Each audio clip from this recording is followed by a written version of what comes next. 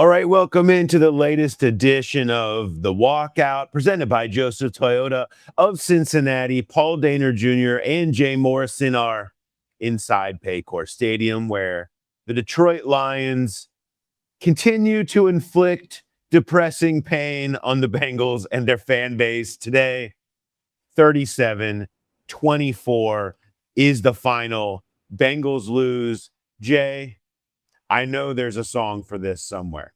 Oh, yeah, I think the entire fan base is feeling this right now. This song is probably played on touch tunes at bars around Cincinnati right now. It's a Joan Jett classic. I hate myself for loving you. And that is how Bengals fans feel about this team, I'm sure, yet again.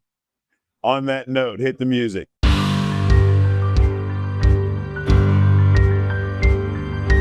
It's the Walkout with Paul and Jay, with red hot stories from post game, interviews, analysis, debate of the hour, fun here at the Growler. All right, welcome back into the Walkout, presented by Joseph Toyota of Cincinnati. Jay, not a great day for the home team, as it has continued to not be a great day for the Cincinnati Bengals for a few weeks now. We are going to play for you. You're going to hear from Zach Taylor putting it on himself. You're going to hear from Jake Browning not allowing him to do that in a press conference where I don't think I've heard anybody beat themselves up harder than what we heard in time with Jake Browning today. We're going to ask the question that I think is one that is top of mind right now in Cincinnati, and that is what to do with Jake Browning. Where does that go next? I want to talk about the feel of the stadium today, which was notable, not just on the field, but in the stands and the way everything unfolded. We're going to talk about the defense a little bit, which is kind of taken this back seat this season to this decrepit offense. But we'll get into that. We'll have your Joseph Toyota of Cincinnati drive of the game, some injuries, some news, some stats, and talk a little bit about what is next. Before we do that, Bengals fans, got to remind you, when it comes to buying a car, experience matters. And at Joseph Toyota of Cincinnati, their team brings decades of knowledge, service, and trust to every customer who walks through the door. This isn't a dealership full of rookies. The staff at Joseph Toyota knows their stuff. They'll walk you through your options with upfront, honest, and transparent advice.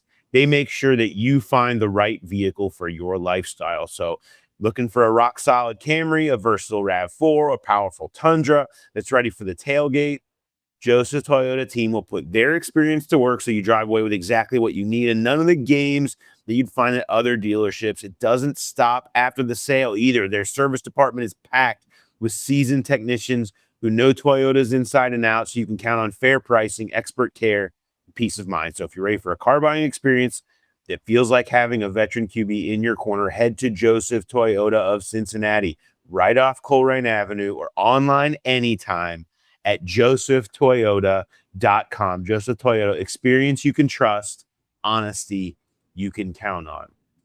Honesty is the word of the day right now as we get further into the Jake Browning experience. 3 games in, it continues to get worse, Jay. This team has been outscored 69-9 in first halves the last 3 weeks. They get they go 19 straight drives without a touchdown before finally breaking through in some electric garbage time today. But it was bad again from Jake Browning. It was 3 interceptions, each one worse than the previous. The question becomes what to do with Jake Browning. I asked Zach Taylor after the game if he still believes in Jake as the starter, and he was talking about him believing in keeping him in as the game went on. Here's Zach Taylor after the game. I believed in him. I saw the turnovers that were happening. We got to be better. We can't excuse them.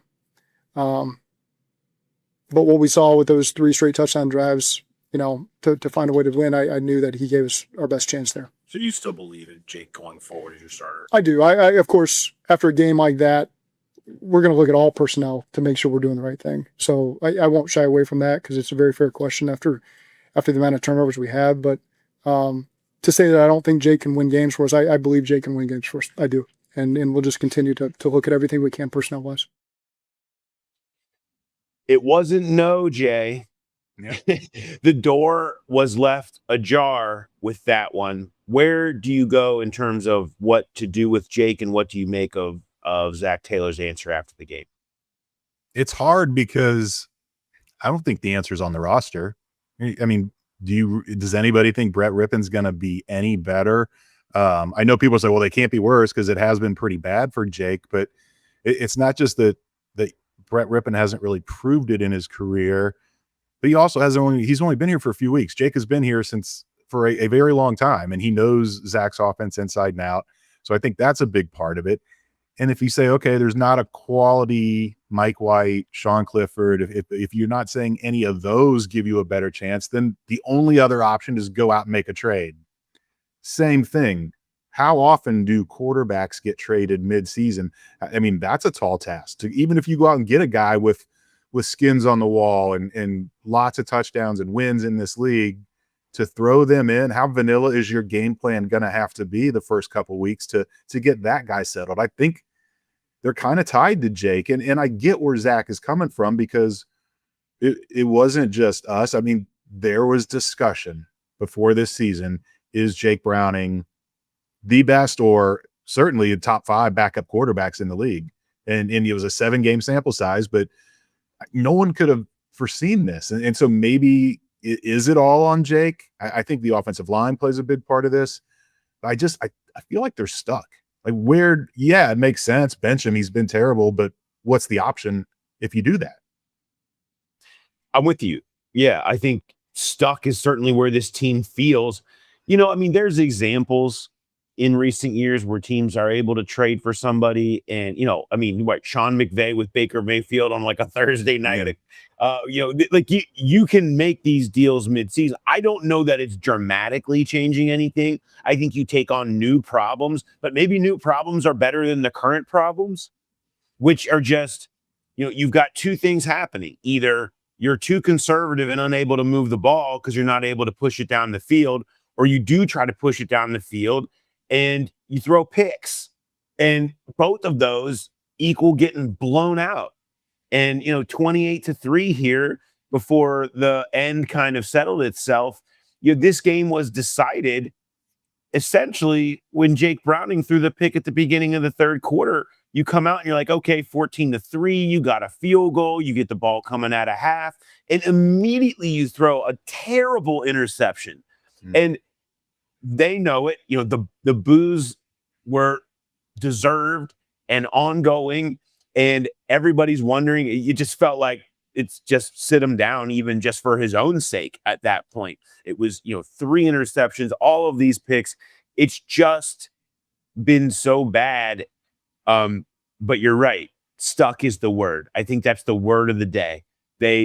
This atmosphere, this game, this quarterback situation feels stuck. I think you have to try. I think you have to be willing to go out there and say, look, we're going to try to trade for whoever. We're going to open up the idea of going to go to Atlanta, and we're going to talk to him about the money with Kirk Cousins, or we're going to talk to the Giants about Russ or Jameis or whatever. So maybe you like a backup that's on some other team that you can also.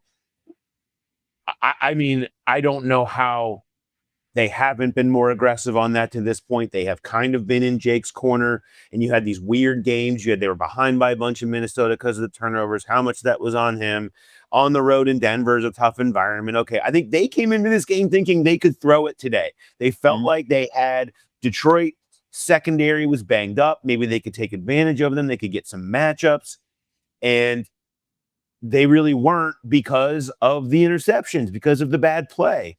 And so at a certain point, this piles up, and you're saying you're either quitting on the season or you're going to try to make a real move to bring somebody else in that doesn't have to be competition for Jake tomorrow, but it can be somebody you get into the system who has some real skins on the wall, who could maybe in a week or two be ready to go. We feel like we've kind of had versions of this conversation, but it feels like the walls are caving in on Jake, understandably so.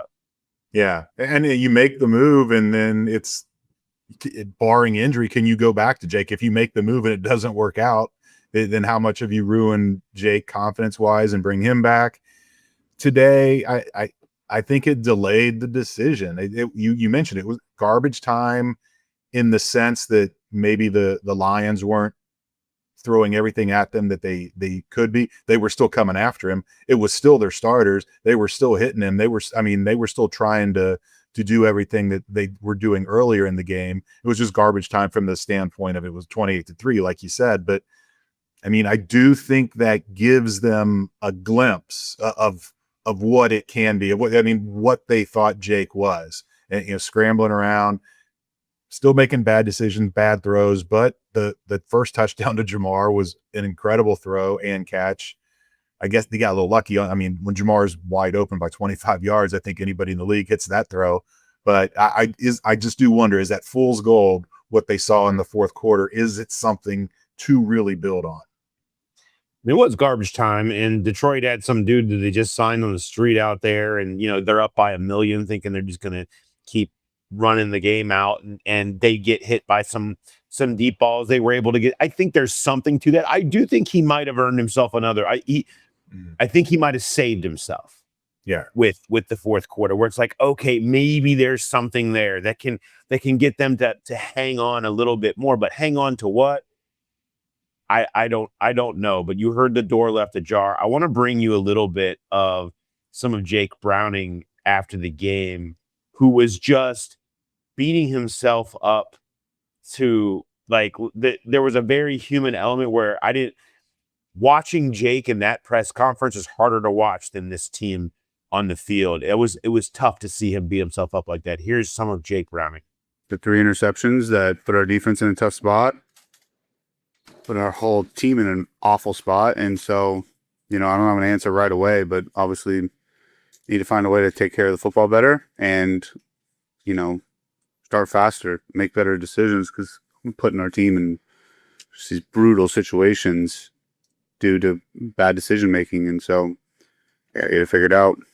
And try and maybe force plays, or are you misreading that based on, I know it's right after the game, but how would you? I think most of mine are trying to force plays.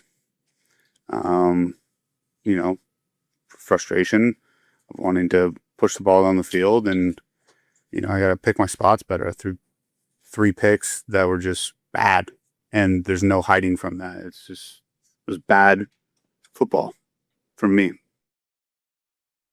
Bad football for me, and it was more of that. There were 12 minutes of that, of him basically just kind of flogging himself up there. You can feel him feeling it slip away, Jay. Like you can feel him sitting here feeling like I might have lost my job, by playing like this, by understanding I can't throw these picks. It can't look like this, and struggling with it and feeling the weight of the team. I mean, people were even trying to be like, oh, that was a nice throw. And he's like, yeah, appreciate you trying to give me a layup on that. But essentially I sucked, and it was, I was terrible, and I'm awful, and I've got to be better. And I let the whole team down, and not just myself. Like it's hard to see him go through that. But at the same time, these are the tough decisions. He said it himself. He's like, I'm going to do everything I can to work hard and be in there and dedicate myself to being better. And he says, it's nice to say that I work hard, but I understand this is a bottom line business. And the bottom line is the Bengals stink right now, specifically on offense, and he's their quarterback. You see this sometimes when, someone that's a quarterback, like someone that's a leader, and they have to say, oh, that's on me. They have to take the blame. That's what leaders do. This was different. Like, this felt really raw, really heartfelt, really honest. He was, like you said, beating himself up, and his answers weren't short, and he wasn't looking at the clock. I was like, how long is this thing going to go? I mean, how many more ways can he say it? And he was willing to sit there and answer every single question. And so I do think he's feeling it, and he's sincere in the fact that he's going to work twice as hard and do what he needs to do. And it's kind of, the same with the Bengals. Like, he knows he's done it before. He knows it's in him, but it's not just losing his starting job. He could lose his career. He is a backup quarterback. And if he continues to play like this, I don't think the Bengals would have much interest in bringing him back next year, even though he's going to be very affordable. He's still a restricted free agent next year. And I don't know that many other teams are going to come knocking. So there's a lot on the line for that guy. And so I do believe him when he says he's going to be in the building twice as much this week and trying to get it figured out. But it is still a team game, and it is still receivers not getting open as often as they should. The offensive line not blocking the way they should. They're not really giving him much of a chance to get this figured out. I mean, you're right. This is his whole career. This is his shot. He's never going to have a better opportunity in his life to prove that he can be a quarterback in the NFL, and he will never get another opportunity if it doesn't go well. I mean, he's out there with Jamar Chase and T. Higgins and lots of stars and firepower to try to get the ball to. If you can't make it work here, you fall out. And next thing you know, you're like, well, Mike White, who they brought in, who was out of football. Like, that's what happens. That's what ends up happening. All right. Before we move on, I do want to give a shout out to everybody that came out to our live show today, which was great at BetMGM and Tom's Watch Bar down at the Banks. We had a blast. There was no shortage of Lions fans there, Jay. There was plenty. There were, as anybody who was at the game or watched it knew that. They were out in full force, but we still had a ton of fun with everybody and all the Bengals fans. Congratulations to Growler Esper, who won the tickets to Bengals Steelers, as we're giving away tickets to the next home game at all of our live shows. He stood on one foot for over 8 minutes, outlasted the whole group. There was lots of hopping and gyrating, but he was able to hold on to the very end. Congrats to him. And we gave away Graders delivered all their deliciousness. Thanks to them for dropping everything else off. And we had so much fun. The boost, I had the Jamar Chase boost. So you could have gotten the boost and gotten an extra free $50 or $100 in your BetMGM app if you just listened to what I was saying today. Jamar Chase hit the over on receptions, yards, and got the touchdown. Would have been a big hit for anybody that came there. You could only get it when you came to our live show and bet at the window. Congratulations to those of you that listened, took me up on it, made up for the Burrow bounce back. Nobody got hurt, had a big day, got you some money. Hopefully plenty of you got to enjoy that. Thanks to everybody again that came out to the show. Next show is before the Steelers game on Thursday Night Football. We'll start at 4:30 that night and get you kicked off for the game on Amazon Prime. All right. But before we pivot away from Jake, I do have some sad stats. You know, we have to have them. I mean, yeah, let's get to this. Let's get to the sad stats. So he's just the second quarterback in Bengals history to throw 8 interceptions in his first 4 games. I mean, Bengals have played 5, but Jake's only played in 4 of them. Ken Anderson had 10 in his first 4 games in 1978. Jake Browning's interception percentage, 6.5% of his passes have been intercepted this year. The next closest is Geno Smith, a full percentage point lower at 5.5. To kind of put it in perspective, among quarterbacks with at least 100 attempts through their team's first 5 games of a season, Browning's percentage is the worst in the league since Jake Delhomme in 2009, who Jake had 7.5. And then before that, you have to go back to Chris Sims, 6.6 in 2006. So 2009, we're talking this is the worst in over 15 years. That is sad. That is a very sad stat. There's no way around it, and that's where you end up where they're at. So let's get to the other part of this. It's like it's the blame game. Who is this on? Yeah. Zach Taylor comes in after the game and he kind of puts it on himself. He says, put this on me. He said it in a couple different ways in a couple of different spots. Here's Zach Taylor talking about his view on the offensive ineptitude. That's my job. I call the plays on offense. I put this thing together. I got to be better for this football team because it just hasn't been good enough. And I put that on myself, and we got to get it fixed. I'm confident that we're going to get it fixed. It's disappointing and frustrating, again, that we've scored 3 points 3 weeks in a row in the first half. That you're not going to win. You're not going to win against these teams we've been playing against when you do that. So that's my responsibility to get that fixed and find a way to score some more points. And I promise you, we know stone unturned in getting that done. I call the plays. I got to get us into better rhythm. I got to keep us out of danger. There's some things I got to do a better job establishing and just when the offense doesn't score points, that falls. The head coach is the play caller. That's where it ends right there. It's where it ends right there. And he's, taking it on himself. I think everybody's kind of got their hand in it. Sort of like, I'm not going to rant about it like at Denver last week. But I mean, but when it's like this, again, 69-9, okay, in the first halves for these last 3 weeks, like when it's like this, everybody plays a piece of it. So, but it is on him. I mean, he is the play caller. He's the one that's been working with Jake now for multiple weeks to try to get this right. He's the one that's responsible for finding a rhythm. He's the one that's got to find ways to get easy throws, to find easy buttons for him, to help him work checkdowns faster. Like, understand and not get frustrated and pushing the ball down the field. Give him spots to push the ball down the field that are safer. Yes, Jake goes out there and makes bad decisions. And even Jake today is like, that's on me. Like, that's not about the play caller. But this does fall on him. So what does that mean? Are there fixes to be happening there? Is this as simple as I'm not of the belief that all of a sudden Dan Pitcher's calling the plays and things change. That feels like deck chairs on the Titanic stuff that I don't find. To me, I'd say fine. Go ahead and do that. I don't know that that's going to change anything.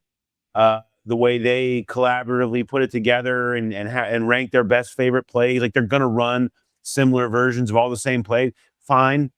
I for their sake, I would hope that would, maybe they think that would bring some kind of spark. I don't see that changing much, but sure. Well, see, the thing is, Zach's talking about, I can't put it in danger. They couldn't have been less dangerous. We're throwing short of the sticks on third down over and over again. Where's the danger in that? It was almost like it was conservative to a fault. And then you look at the interceptions and it wasn't crazy play calls. Now the flea flicker that ended up Jake getting sacked and fumbled. Okay, maybe that's one you take out of the book. But the other ones, they were standard plays, and Jake just made bad decisions on where to go with the ball. We'll get a better idea when we look at the all 22, what else he might have had available. The one to Mike Gesicki, the one you talked about that started the second half, that was just a bad ball. It wasn't a bad decision. I mean, Mike wasn't wide open, but there was a completion to be had there, and he just left it way inside, made it for an easy pick. So I don't know. I think that is one of the cases what I was talking about earlier, where Zach is saying put it on me because he has to say put it on me because he's the leader, he's the head coach. It all falls on him. But I think this was more on Jake than anybody else, but not on Jake solely. Yeah, no, I would agree. I don't think it's solely on Jake. But there's, Jamar Chase, talked to him a little bit after the game, and he says, it's just a tough task when everyone knows what we are doing.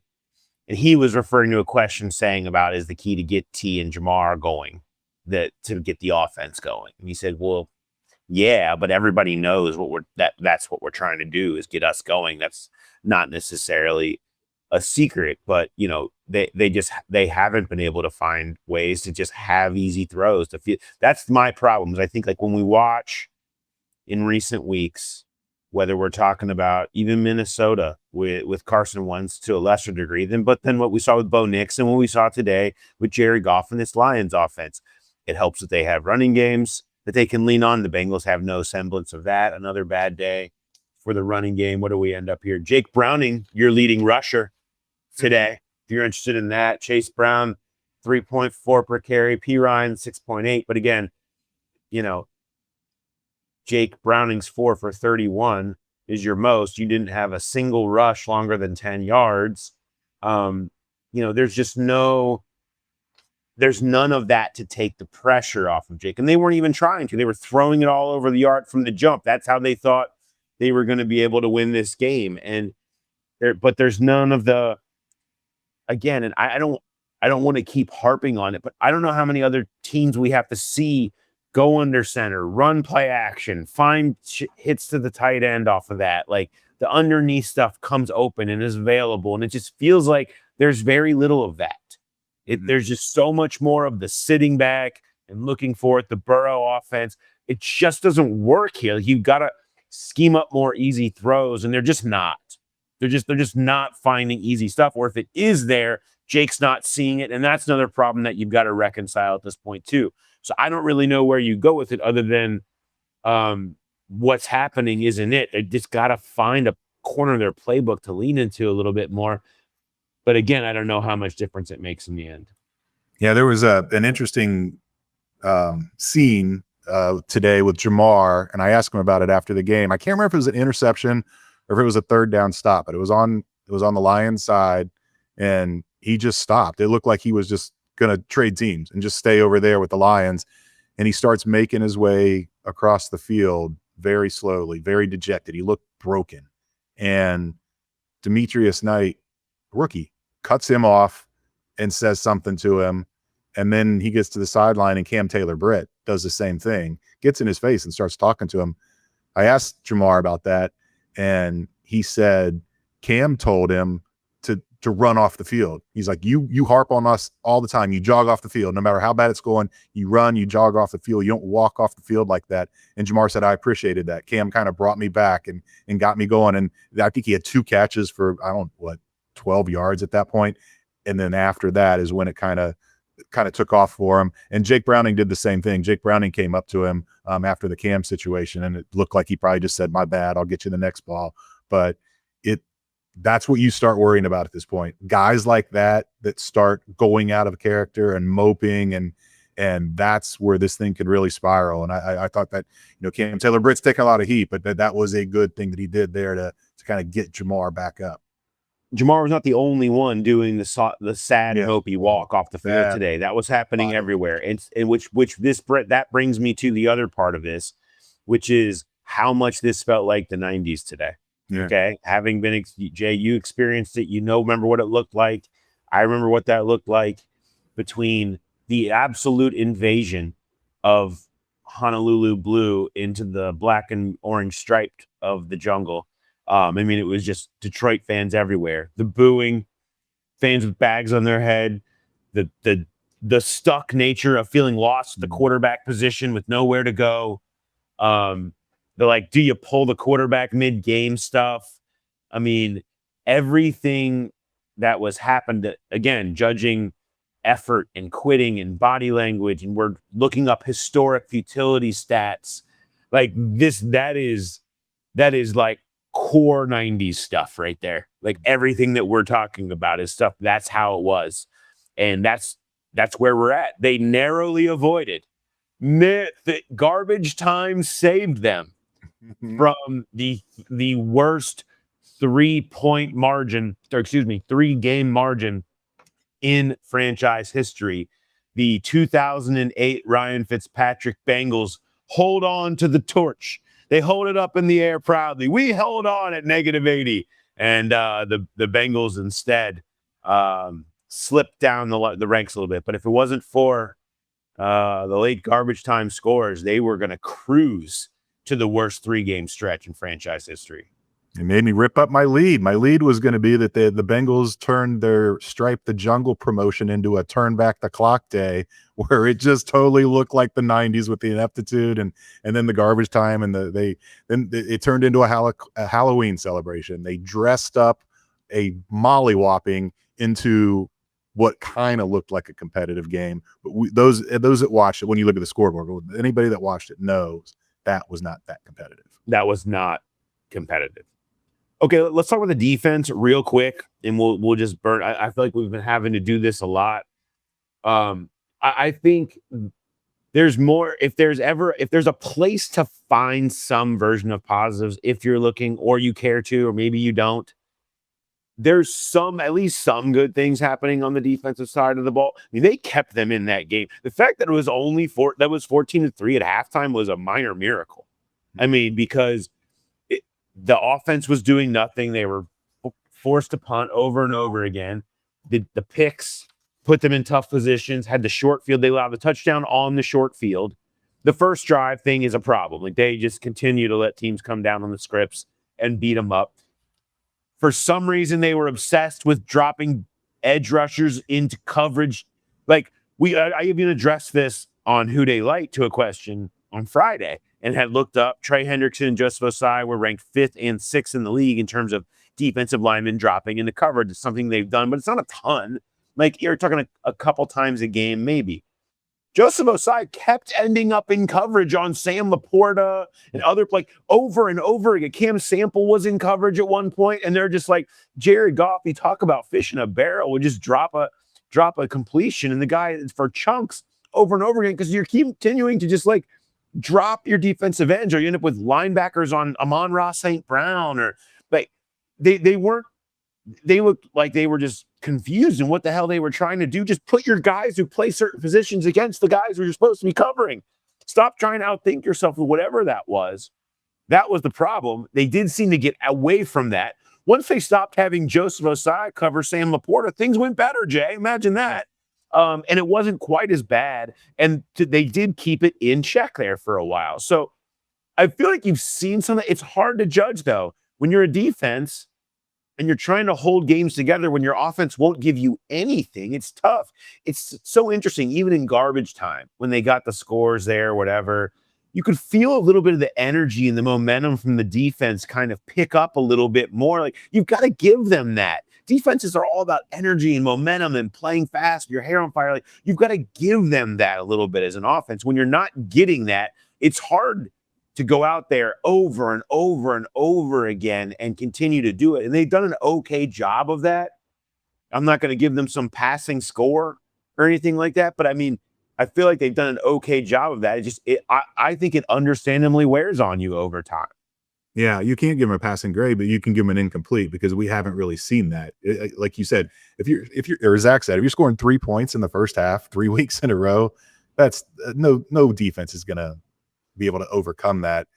And the dropping, the curious thing, I mean, other than why do it in the first place, but you do see defenses do this sometimes, drop their edge guys against young quarterbacks to trick them. And they're like, oh, I didn't expect him to drop. And they end up throwing an interception. This is Jared Goff.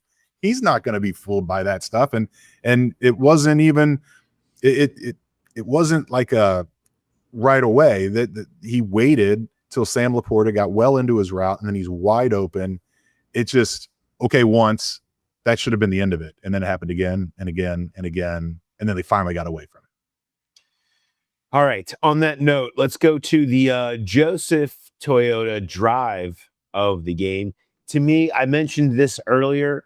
I think the drive of the game ends up being the turning point of the game. It's the first drive of the second half. This minor miracle of being only down 14-3, and then you come out 2 plays, 5 yards, awful, gross pick, and the Lions go in and they get 28. They need to go 28 more yards. They do it in 5 plays. It's 21-3. Good night, considering the way the offense was at that point. It really felt like that was the moment that this entire game really changed and was officially over. Yeah, I mean, they could have had some real momentum if they got a touchdown before halftime, but the 50-yard field goal still felt like momentum, and you knew you were getting the ball first. And then even a Chase Brown 5-yard run on first down at that drive, and you're like, okay, where's that been? That's actually a decent starting spot. And then that was the one. That was the one where he had Gesicki along the sideline, and he just left it way inside, easy pick. And it's hard to say that a 2-play drive is the drive of the game, but that was the turning point. That's where 21-3, yeah, you're probably not coming back from that against a team like the Lions. No. I do want to quickly, before we move on, just recognize something from the other side. Congrats to David Montgomery and his return home. I know it's a really big deal. If you're watched on TV, you saw his family that was there. It doesn't get to see him play very often. He throws a touchdown back to his quarterback days at Mount Healthy. He runs for 18 for 65 yards for him on the ground. And even Holy Cross native Derek Barnes ends up getting a safety. So kudos to them. I know, like, people don't care about the other team, but I know if you saw the scenes in the stadium for David Montgomery, that was a big deal for him. So I know that was a special one for him tonight. Kudos to Cincinnati native there. Jay, you had something. The NFL sent out something on Jamar Chase tonight, right? What was our update on that for the stat for Jamar? So Jamar had 6 catches for 110 yards and 2 touchdowns. So he now has 9 career games with at least 5 catches, 100 yards, 2 touchdowns. That ties him with Hall of Famer Lance Allworth and Antonio Freeman for the most by a player in his first 5 seasons in the NFL. I would, as bad as the offense has been, I would venture to say he's going to break that at some point. He's got 12 games left to do it again. 100, 5 catches and 2 touchdowns doesn't seem like a high bar for Jamar.